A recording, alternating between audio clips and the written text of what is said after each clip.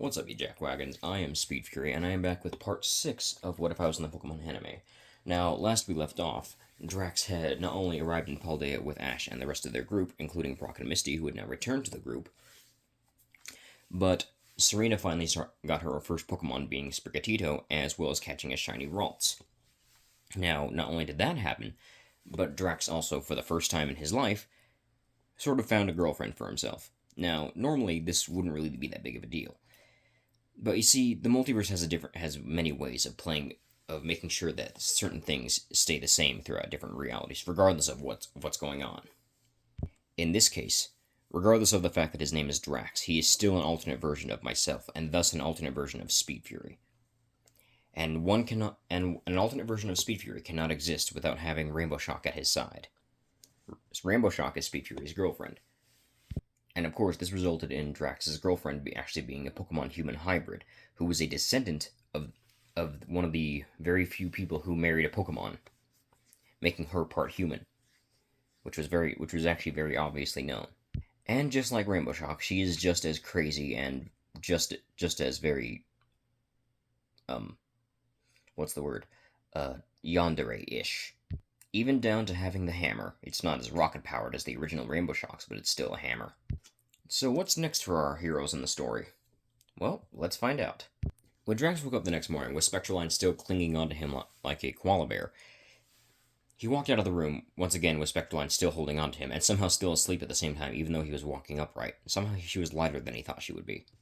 As he came to the main area of the Pokemon Center, he came to witness Brock, who was talking with his newly caught Knackley, which Drax was surprised at. Drax walked over to Brock and asked him when he caught the Knackley, and he said it was the same Knackley that Drax had seen a while ago, the other day. Drax said, "How did you have time to catch that when no one was looking? You did the exact same thing with the Zubat a while back." Brock simply shrugged his shoulders, saying, "You guys just don't pay enough attention." As for Misty, Misty came to Drax and asked him if it was possible to get a water-type version of both Griefist and Gyroblast. Drax looked at her and asked, "Depends on which version of Gyroblast she's looking for. She'll have to catch a Gardevoir, Gallade, and a Griefist as well if she wants to get a female one." Misty said she was more interested in the male one because the male she already has seen the female one because Drax has that one. So Drax just shrugged his shoulders and said, "Well, you're gonna have to catch a Ralts then if you want one, or two. Heck, you can even get a Gardevoir and Gallade, and I can give them type-changing abilities like I did with Evergreen. I haven't done it with Gallade yet, though, or Vio. He's been bugging me about it." It was at this point that Vio decided to pop out of the Pokeball and start ranting at Drax. "You gave Azula the ability to change type before you gave it to me. You've had me longer. Why give her special treatment and not me?" Drax explained to Vio that it was easier to give Azula the type-changing ability before him because Azula was the same species as Evergreen was, a Gardevoir, even if she was Mega Evolved and Evergreen wasn't. He has to make an entirely new serum if he wants to give Vio the ability to change type. And then he can give it to Arrow as well. Oh wait, Arrow's not in the story yet. Never mind, forget what I said. Speaking of Mega Evolutions, which is what Azula was, he thought of wondering what could happen if he gave a Gallade a permanent Mega Evolution. Although he would have to actually get a hold of another Ralts in order to do that. Also, I don't know why it took me this long to show this, but I've had the picture drawn for a while, and for some reason I've been lazy to show it. Here's Vio, the Gallade. He looks more like a regular Gallade. He just, has a more vicious and unfair fighting style than the other Gallade do. The first gym the group had come to was a Grass-type gym, which made Drax realize that he hasn't actually caught any Fire types yet. All the Pokemon that he has that can be Fire type are all from the Griefist line, and of course Glaceon, which I still haven't drawn the different typing versions for Glaceon yet. So sorry if I don't have those pictures yet. Drax did have an Ice type though, which was Glaceon's basic form, and he could also access some of his other Pokemon's types such as Gyroblast, Vio, Griefist, and the others. Since the battle was going to be a 3-on-3, he decided to use 3 Pokemon and have them all switch to different types, specifically to make sure he throws off his opponent. Although the gym leader seemed a bit eccentric and and a little bit too fond of art, as he called it, which did bother Drax a little bit. Brassious' first Pokemon was a Patilil, a Pokemon that Drax knew all too well as it was from his own home region. Drax sent out his male Gyroblast for the first one and had him change it into the Fire type. Gyroblast's Fire type form was a lot more angry than his regular form was, but he still listened to commands just fine, considering that Gyroblast respected Drax because he did raise him from when he was Ralts. Brassious, not being ready for a fully evolved Pokemon that he'd never seen before to come out of the Pokeball, was also caught off guard when Drax told Gyroblast to use Ballistic Barrage. Brassious attempted to tell Petilil to move out of the way, and it did succeed in getting out of the way of the first shot, but then the heat-seeking lava balls pelted Petilil, knocking it out instantly. Brassious blinked a couple times before realizing that this guy wasn't as new as he thought he was going to be. Brassius' next Pokemon was another one that he'd never seen before, a Pokemon called Smoliv. Well, certainly wasn't Olive, that's for sure. Drax returned Gyroblast back to his Pokeball, sending out Griefist in her Grass-type form. Griefist then immediately changed type, into her Poison-type form. Brassius just stared for a minute before looking over at Drax and saying, "Do all of your Pokemon have the ability to just randomly change type at will?" Drax said only a few of them, and not all of them. He explained that since he didn't have a Fire type or any type that was really super effective besides Ice for any of his Pokemon, he figured he needed to improvise a little bit. Brassius attempted to have Smoliv use Absorb. However, it was batted away by a Fisticuffs from Griefist, who used the clawed arms on her head to slash once at Smoliv, sending it flying off the stadium, much to Brassius's horror and slight terror. Brassius returned to Smoliv and decided to send out his last Pokemon, which was a Sudowoodo? Drax gets the whole concept of it being a fake tree or a mimic of some kind, but seriously, a rock type and a grass type gym? Drax returned his Pokemon. He then pulled out his Pokeball again, pulled out another Pokeball, this time sending out Glaceon. Yes, Glaceon does have a physical disadvantage against Sudowoodo, but he was willing to, give himself at least a bit of a challenge. Glaceon was also a fighting type, so his Glaceon at least. Brassius then pulled out a Terror Orb and terrestrialized his Sudowoodo to the Grass type, hence the large crown on Sudowoodo's head that it was a flower.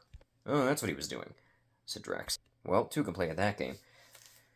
Glaceon began covered in a blizzard, in a tornado of snow, before her form changed underneath the storm. However, unlike last time, the storm didn't stay, and dispersed before forming two large gauntlets on her arms, transforming her into her fully battle-bond state. Now, for once, everybody could see what Glaceon looked like in her battle-bond form. She had Drax's cloak and had the chest armor from his exosuit. She also had two ice gauntlets to mimic Drax's gauntlets, and her hair had turned from the light blue that it was to black. Sudowoodo and Brassius were both shocked at this. They didn't know what this was, but they were rightfully terrified. "Use Glacial Punch," said Drax. Glaceon rushed forward as more ice began to gather on her arms, making the gauntlets that she already had on her arms much larger than they were before. Like cartoonishly large. With a single punch, she was sent into the ground. The Sudowoodo was sent into the ground, knocked out in one shot. Brassius, realizing his defeat, gave Drax the badge, and also saying that maybe next time he should have used his... Maybe with challengers from now on, he should actually, ask them what kind of strength they're at before, letting them challenge, because he might have to use one of his stronger teams. Drax told him that was a good idea, and perhaps he should notify the other gym leaders. Brassius took this into consideration and said that he will. After Brassius returned from the Pokemon Center, thanks to the new insta-healing device they had set up over there, he then accepted Ash's challenge. This time, he used a bit of a stronger team. They were the same Pokemon, but they were still a bit stronger. Ash's team consisted of his Charizard, Sawsbuck, and Leavanny. Now remember, his Sawsbuck's a Delta species, so it actually has replaced its normal typing with Flying type, which gives Ash an advantage. Similar to Drax, Ash did a pretty good job, pretty much wiping his entire team with just one Pokemon each. Charizard taking out Smoliv with Flamethrower, Sawsbuck using Wing Attack on Petilil, and Leavanny using Lunge on his Sudowoodo after it terrestrialized. After both winning their gym badges, they decided to continue on with the rest of their journey, moving on to the next town. On the way, they passed by what looked like the remains of some kind of barricade setup, and noticed a few people seeming to clean up the barricade and get rid of it. Drax approached and asked what was going on, and a girl who had rather large boots and very red hair, stated that recently her base was taken down by a girl named Juliana, and so as per the rules of Team Star, she had to take down her base, or at least take down the barricade. Drax chuckled at this and at the fact that Juliana was also seemingly taking care of her own business with this Team Star that had been talked about. He guessed he didn't have to deal with that after all if somebody else was handling it. Although he'd gladly help her if he got the chance if she asked. On the way, Drax noticed a small cavern where two Salandit were currently what looked like sparring. The only reason he noticed them in the first place was because one of them was obviously shiny, being white instead of being black, being, well, I guess brownish black or something. He approached and asked them what was going on with his translator active. The Salandit, the regular one being male and the white one being female, said that they were siblings and they were training to hopefully find a strong trainer and become even better. The reason they were training so hard is because male Salandit tend to not evolve. So he wants to get as strong as he can, so for when his sister evolves, so that he can actually, keep up with her. Drax said he would happily bring them with him on his team, and heck, it would even help the male Salandit with his evolution problem.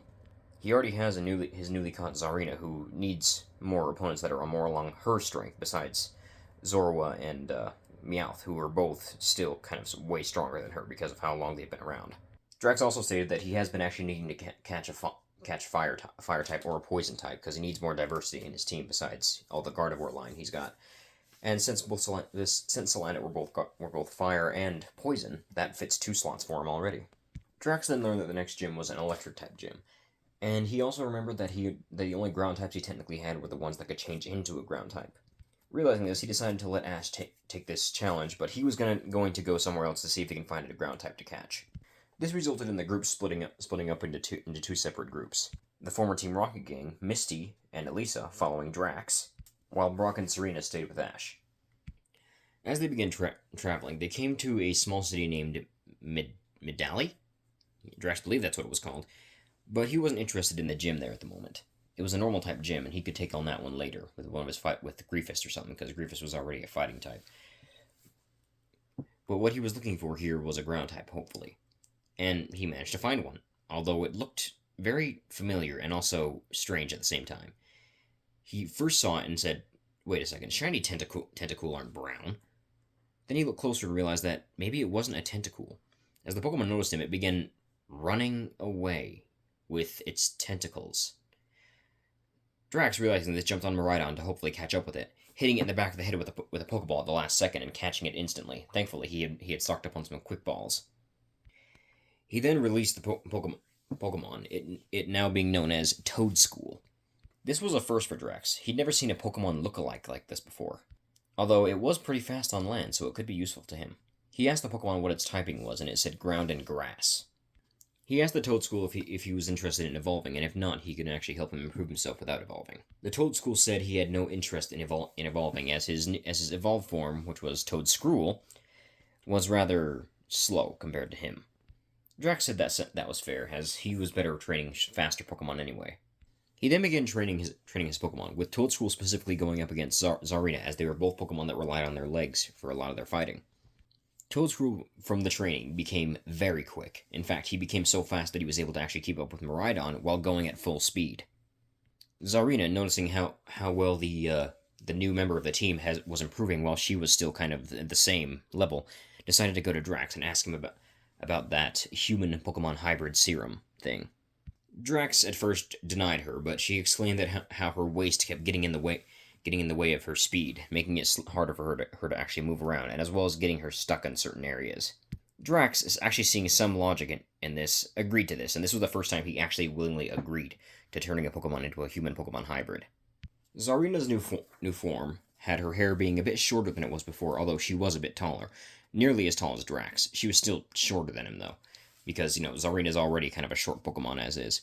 But her waist wasn't nearly as wide, making it easier for her to move around, and her, I guess it was an outfit? Drax still wasn't sure about that part. Had turned into more of what looked like real clothes, with the turtleneck thing actually revealing her mouth. Drax not realizing that she actually had mouth. Hearing this, both Cerulege and Armor Rouge looked at him saying, How do you think we're talking then if you don't think we have mouths? Drax said, you guys have mouths? Both Cerulege and Armor Rouge walked up to him and opened their very tiny mouths. Drax just stared for a second before he said, wow, those things are tiny. Anyway, here's Zarina's new appearance. Of course, she still doesn't have fingers, obviously, but she is more fit for battle. And now she's a fighting type, too, so... Which she should have been to begin with, Pokemon. Why did you make her just pure grass? It would have been a lot more easier, more beneficial for me to use this Pokemon in the game if she actually was a fighting type. I mean, yeah, she'd be 4 times weak to flying, but still. It was at this point that Charcadet also claimed that she wanted to do some of her own training to finally figure out what she wanted to evolve into. Drax then replying with, don't you guys need like a certain set of armor to evolve? Charcadet exclaimed that all she needs to do is make said armor. And she didn't want to be a Cerulege or an Armor Rouge like her 2 older sisters. She wanted to be a new type of evolution, similar to Spectraline, who had made her own armor. Drax said that perhaps he could help her with said armor, considering he can make a few gadgets of his own, and making armor shouldn't be too hard. Cerulege also explained that the armor needs to be pretty much have its own. Sorry, Charcadet said her fire also needs to be absorbed into the armor at the same time after it's done being made. Drax said that sounds easy enough. He then asked Charcadet what kind of weapon she'd be in the market for. Charcadet said her preferred weapon would actually be claws, like razor-sharp claws. Drax asked her why claws specifically, and then noticed that Charcadet was actually looking in Red's direction, noticing the clawed tentacle thing on her head. She then replied with, I just think they're neat. So Drax got to work making the armor. The armor in question turned out to be blue and green, a rather strange color scheme to work with, but he thought it was pretty cool. He presented the armor to Charcadet, who immediately began mixing her flames with the armor. Then, after touching the armor, she began to evolve. Her form, like her 3 sisters, was still very feminine, but her overall appearance was vastly different. Her colors were more bright and inviting, her skin being a gray color instead of white and black. Her hands were similar to that of Spectraline and Cerulege's, where they were literally just made of fire. But then one of her hands extended out into 4 razor-sharp claws. She grinned manically as her long forked tongue slid out of her mouth and licked her lips.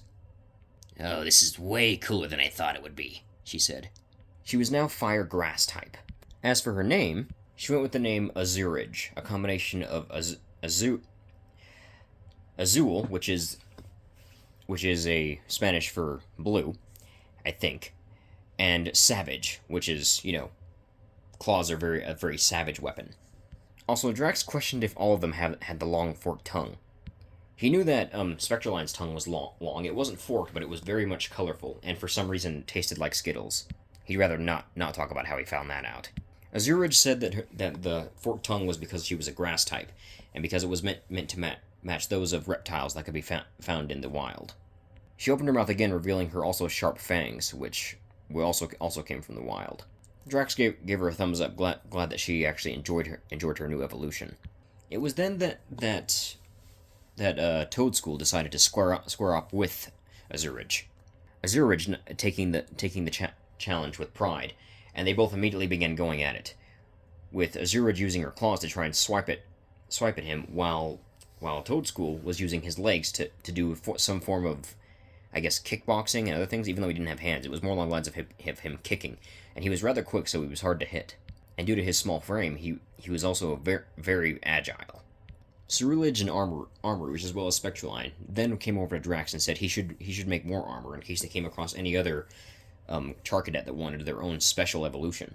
Drax said he could easily make the armor, but he was also going to have to make the weapon separately because he wouldn't know what Charcadet would want what weapon. Spectraline then spoke up, saying that they knew a Charcadet that was also one of the descendants of a human Pokemon relationship, and that she had always had a thing for crossbows, but because nobody was willing to, make armor that had a crossbow with it, they were never really able to achieve that dream. Drax said he'd gladly make the armor, and whenever they ran into her, he would hand the armor over to her. However, before he continued with what he was doing, Spectraline said, "Oh, and one more thing, the armor's got to have a skirt." Drax turned towards her and said, "A skirt?" She said she just wants to have a skirt on her armor. Drax shrugged and said, "It's fine with me." Drax also took some inspiration from Armor Rouge's arm cannon and decided to also make the crossbow in some way, shape, and form also an arm cannon, but working like a crossbow instead of an arm cannon. He then turned to Armor Rouge and said, "Is there any specific color she would like it to be?" With Armor Rouge saying that she always liked the colors of sky blue and pink. Drax nodded his head and immediately got to work on making the armor the right color. After the armor was finished, Drax put it in his backpack, which was somehow big enough to fit it in there. Noticing this, Spectraline said, "How much stuff do you have in there?" Drax shrugged his shoulders and said, "I don't know, let me ask. Hey, Grenade, how much stuff do I got in there?" The backpack suddenly gained a pair of glowing green eyes and looked in Drax's direction. "About 500 max potions, 500 revives, 7 max revives. How do you have that many of those? The armor you just put inside, 1,000 quick balls, tons of ingredients for making pizza sandwiches." Hearing sandwiches, Miraidon instantly came out of his Pokeball. "The stuff you use for making your serums, and a single love ball." Hearing that last one, instantly, Spectraline went over to his bag, which was still attached to his back, pulled out her own Pokeball, and then pulled out the love ball. She smashed her original Pokeball on the ground, and then bopped herself with the love ball, letting her go inside of it. She then let herself out, and Drax just simply looked at her and said, "You could have just asked me to release you from that Pokeball and have you put in the love ball instead of wasting a perfectly good Pokeball." She apologized for breaking the regular Pokeball, but then explained her reasoning for wanting to be in the love ball instead, saying that this proves that he loves her. Drax said, "How does it prove that?" Spectraline said that a Pokemon that is in a love ball will gain more respect and admiration for their trainer as well as in this case, love. "But you caught yourself," said Drax. "But it's your Pokeball," she said. "Fair," said Drax. It was time for Drax to head back to the Electro-type gym. When he got there, Ash had already beaten the gym, using only one of his Pokemon. Drax decided his team would be Toadscool, Evergreen, and Azula, sorry. Knowing that the gym leader would probably terrestrialize their final Pokemon, which was more likely to not be an actual Electric type into Electric type, Drax had a strategy prepared in case it was something else. So he planned on using Azula for his last Pokemon. Iono's first Pokemon was a Wattrel. Realizing this, that the ground type moves weren't going to work on this Pokemon, he decided to send out Evergreen and had her change into Rock type form. He then had her use Stone Edge, which immediately knocked out Wattrel in one shot. Iono, in her overconfidence, didn't think she would actually need a stronger team to beat Drax, even after Brassious had warned her about his overpowered Pokemon. After returning Wattrel, she sent out her Luxio, which Drax returned his Griefist. Sorry, I mean not his Griefist, his Evergreen, and sent out Toadscool, which was able to outspeed Luxray and kept running circles around it, more or less messing with him instead of actually taking the battle seriously. It was when Drax ordered a Sand Kick that Luxray was sent flying out of the ring, when a flying kick was sent towards him, knocking him out instantly. Iono returning Luxio, and sending out a Mismagius. Drax, realizing that she must have done this because it might have Levitate, meaning it would have no weaknesses, decided on knew what he had to do. Drax sent out Azula, his permanently Mega Evolved Gardevoir, who Iono had never actually seen a permanently Mega Evolved Gardevoir, but it was still rather interesting, and she liked the way she looked. However, her admiration switched to horror when he told her to change to the Rock type. This was Azula's first time actually changing forms. So it was actually quite of a shocker to everybody, except for Azula, who actually gets to choose how her forms look. When her overall appearance looked for the most part the same, her blue hair still being blue, but her outfit no longer looking like a dress, instead looking like a leotard with a brown waistcoat attached to the end. Her outfit was mostly gray with a bit of brown. Her eyes being the same shade of brown that was the lighter brown on her outfit. Her outfit, though, was a rather odd choice, it being still somewhat revealing, even more so than her original appearance. Unbeknownst to everybody else, she did this deliberately to attract the attention of Drax, who actually wasn't really paying much attention to it. She had it in her mind that, if she couldn't have Drax for herself, then she would find her enjoyment by teasing him and doing everything she can to make him flustered. He had Azula use Smackdown, which knocked the Mismagius out of the air, allowing her to then use moves that would be super effective. Drax then told Azula to change type into Ground, which she happily did. her poofy dress reappearing and looking almost like her original form, except her dress was now tan instead of the black that it usually was. Azula couldn't come up with a more creative appearance for herself, so she just went with the original appearance and just changed her dress from black to brown. With a single Earth power, the poor Miss Magius was knocked out cold. Iono apologized to Drax for not taking him seriously, and then apologized to her thousands of fans for not taking the fight seriously and causing her to lose the battle. But regardless, she handed over the badge to Drax, who accepted it and just gave her a simple nod. Elisa then grabbed Iona's attention and told her that as an electric type gym leader herself, she was very impressed by her battle style. But then she suggested something to Iono. She said that maybe she should go pay Blueberry Academy a visit and ask if she could visit the terrarium. She might be able to catch herself a Zeb Striker while she's there. Iono, appreciating the words, decided that she'll take the offer into consideration. After leaving the town that where the gym was, I don't remember what the town's called, sorry, they began to come into a desert-like area. And this is when Latias decided to come out of her Pokeball and asked Drax about the human Pokemon hybrid serum, but not for the same reasons that everybody else was thinking. Latias was already able to take on a human appearance, but she wanted the human appearance to look more like her instead of like Bianca.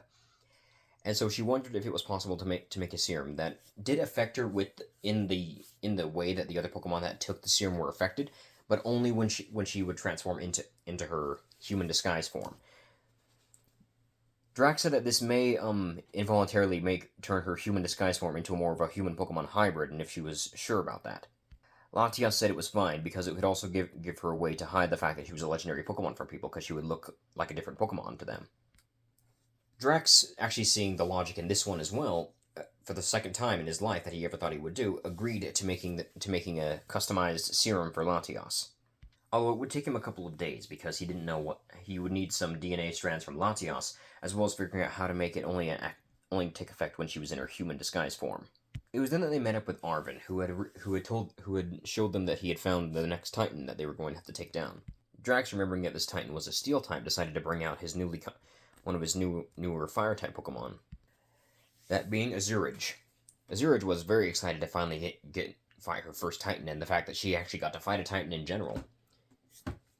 The Titan in question was a giant worm that looked somewhat like a monorail train. Just like before, though, while Azurage did manage to actually do a bit of damage to her, she almost knocked it out entirely, the Pokemon managed to escape and eat some Herba Mystica and become stronger. However, it was once again one-shot, this time fully by Azurage, who was mad at the fact that it felt the need to go run away and heal itself before fighting again. After thanking Azurage for the job well done and returning her back to the Pokeball, they began to start working on the sandwich again, this time with Elisa and the others joining them for the sandwich making. Luckily for Drax this time, Spectraline didn't attempt to steal his sandwich from his throat, which he was already swallowing last time. Didn't stop her from tackling him into a kiss, though. It was at this point that Arven decided to reveal why he was going after the Herba Mystica in the first place, revealing that his dog, Mabostiff, or his partner Mabostiff, was injured recently, and that he was trying to find a way to cure him. After telling them the story of what happened, a few of the girls were in tears, while Drax held his head down for a minute before simply saying, "I'll help in whatever way I can." Drax, being very, very fond of Pokemon, couldn't stand a boy and his Pokemon his boy's Pokemon not being able to, heal, and him struggling to do so.